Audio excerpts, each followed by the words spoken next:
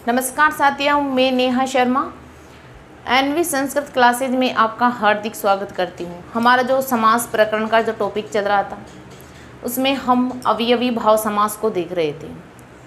अवयवी भाव समास के बारे में एक दो क्लासें मैं आपको पहले दे चुकी हूँ और अवयवी भाव समास जो 16 अर्थों में होता है उनमें से मैं आपको 3 अर्थ बता चुकी हूँ, विभक्ति, समीप और समृद्धि। अब अगला जो अर्थ बताऊंगी वो है व्यर्थी। व्यर्थी अव्यय का अर्थ होता है विपन्नता या न्यूनता, विपन्नता या न्यूनता, और इसमें दूर अव्यय का प्रयोग होता है। व्यर्थी जो अव्यय होता है उसमें दूर अव्यय का प्रयोग होता है और षष्ठी विभक्ति का प्रयोग होता है होता है। अब इसमें बात करें, देखो ये जो 16 अर्थ है ये वेरी मोस्ट है, क्योंकि ज़्यादातर अगर अवयवी भाव समास में से अगर कोई क्वेश्चन बनते हैं तो यहीं से बनते हैं, और जो सूत्र है उनमें से क्वेश्चन बनते हैं लेकिन बहुत कम बनते हैं, लेकिन ज़्यादातर 4-5 क्वेश्चन इन 16 अवयव में से ही बनते हैं। तो आपको ये अच्छे से कवर करना है इनको। अब हम बात कर लेते हैं अव्यय की। तो इसका जो उदाहरण है तो यवनाम व्यर्थी, तो इसका जो मूल शब्द है मैं आपको कल बताई थी कि अलौकिक विग्रह में मूल शब्द लिखते हैं, फिर मूल शब्द में यानी ये कौन सी विभक्ति का शब्द है, तो ये षष्ठी विभक्ति बहुवचन का रूप है। तो हम यवन, आम, और फिर इस अव्यय के लिए किसका प्रयोग किया गया है, तो दुर का प्रयोग किया गया है, तो हम लिख देंगे यवन, आम, दुर। अब पूर्व प्रयोग कैसे करेंगे? पूर्व प्रयोग अलौकिक विग्रह के आधार पर किया जाता है। अलौकिक विग्रह हो गया तो आपका समस्त पद भी बहुत आसानी से बन जाता है। अब इसमें आप विभक्ति को तो छोड़ दो और जो शब्द है उसको आप ऐसे के ऐसे लिख दो, तो दुर यवन। लेकिन अकारांत है, अकारांत को अम आदेश हो जाता है और आपका रूप बन जाएगा दुर यवनम। फिर है दुर्मूढ़म यानी मूढ़ानाम व्यर्थी, मूढ़ानाम व्यर्थी। अब इसके लिए आपको क्या ज़रूरी है, आप संस्कृत व्याकरण पढ़ो, उससे पहले संधि, समास, कारक कुछ भी पढ़ो, उससे पहले आपको शब्द रूप और धातु रूप अच्छे से याद होनी चाहिए।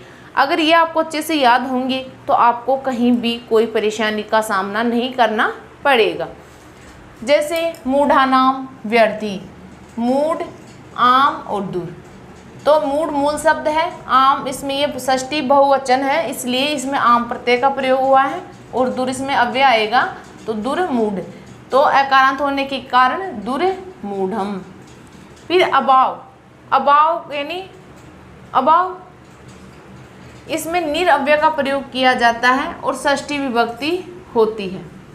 ये कॉमन सेंस की बात है कि ये आपको इनका अर्थ आना चाहिए, इनमें कौन कौन से अव्यय का प्रयोग किया जा रहा है, कौन सी विभक्ति का प्रयोग किया जा रहा है, इसमें यही इम्पोर्टेंट है।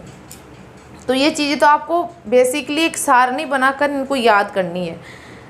अगर 1-2 बार आप अच्छे से याद कर लोगी तो फिर ज़्यादा दिक्कत नहीं होगी, ठीक है। अब जैसे है निर्विघ्नम यानी विघ्ना नाम अभाव है, विघ्नों का, दुखों का अभाव। तो मूल शब्द है विघ्न, आम और निर। तो आम विभक्ति इसमें षष्ठी बहुवचन है और निर्विघ्न, निर्विघ्न अकारांत होने के कारण निर्विघ्नम।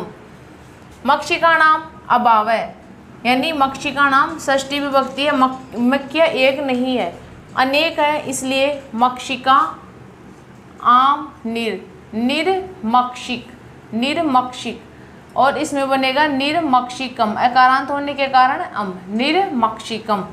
फिर है मस का नाम अभाव है, तो यानी मूल शब्द मशक, आम, निर, तो निर्मशक, रूप बनेगा निर्मशकम। जैसे दांतों का अभाव, तो आप ऐसे भी लिख सकते हो दंता नाम, नाम अभाव है, दंता नाम अभाव है। आप कोई सा भी उदाहरण बना सकते हो, दंत, आम, निर, दंत, आम, निर। अब आप लिख लो ऐसे निर दंत, रूप बनेगा निर दंतम। निर्दंतम। अब कोई से भी उदाहरण लिख सकते हो। अगर आपको एक बार इसका जो नॉलेज हो गया, एक बार आपको बनाना आ गया, तो आप कोई सा भी उदाहरण इसका बना सकते हो। ठीक है।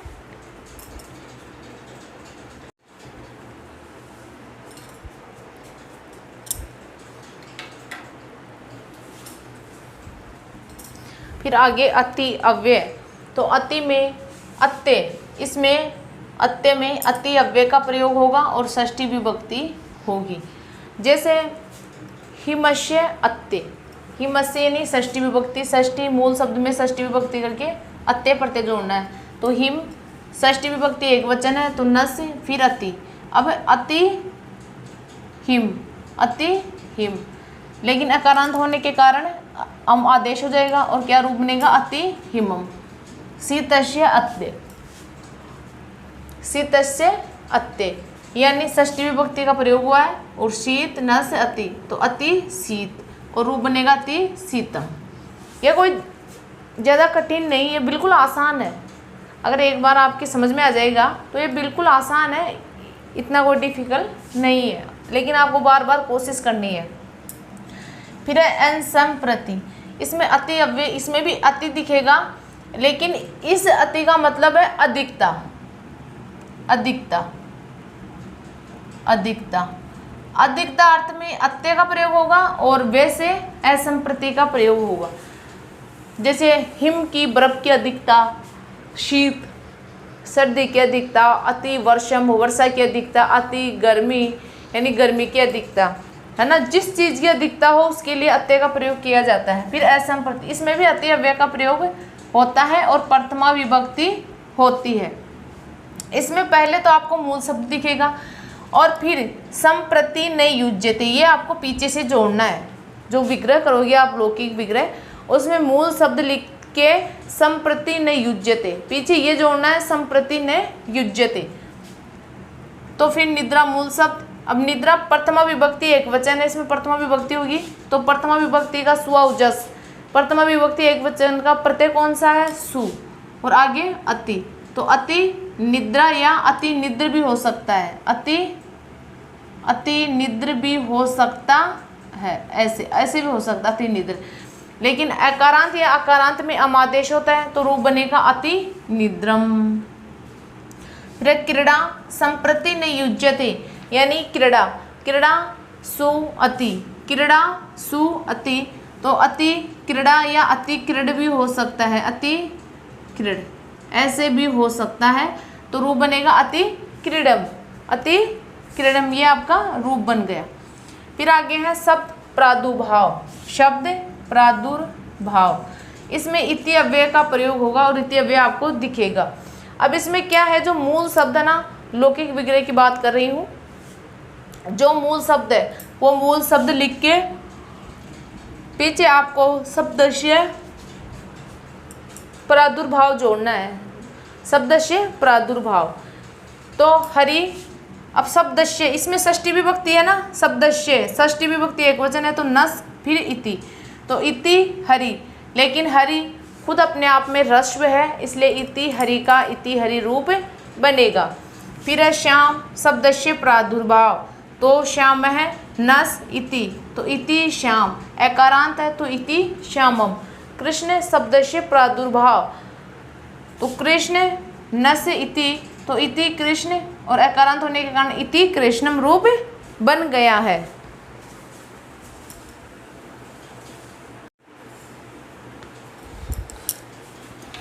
अब आगे बात करते हैं पश्चात।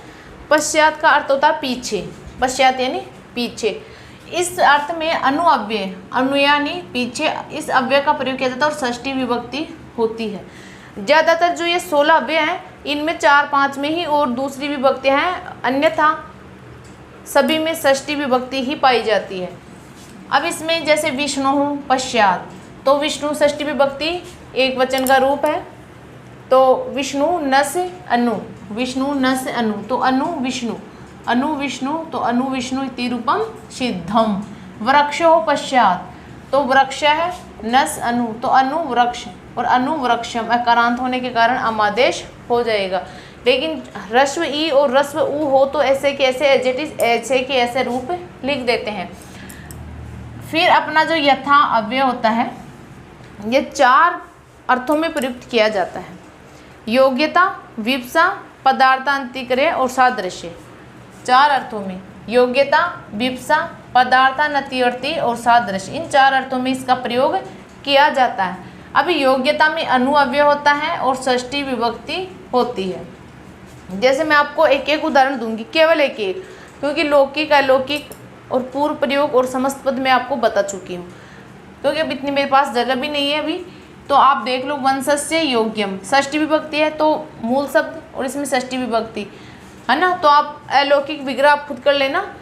और अनुवंशम, फिर है विप्सा, प्रति अव्यय का प्रयोग होगा और द्वितीय विभक्ति का इसमें प्रयोग होगा, और इसमें रूप लिखेंगे तो एकम एकम प्रति, तो रूप बनेगा आपका प्रत्येकम। फिर है पदार्थान्वयी, यानी यथा अव्यय और द्वितीय विभक्ति, जैसे इसका उदाहरण है रुचिम अंतिक्रमे। फिर इसमें पदार्था अतिवर्ती है तो इसमें लास्ट में जो शब्द लिखेंगे वो लिखेंगे अंतिक्रम में, अंतिक्रम में। और फिर यथा रुचि आपका उदाहरण बन जाएगा। फिर सादृश्य, इसमें सह अव्यय का प्रयोग होगा और षष्ठी विभक्ति होगी, लेकिन इसकी जो अलौकिक विग्रह इसमें तृतीय विभक्ति का प्रयोग होगा, क्योंकि सह के योग में तृतीय विभक्ति होती है।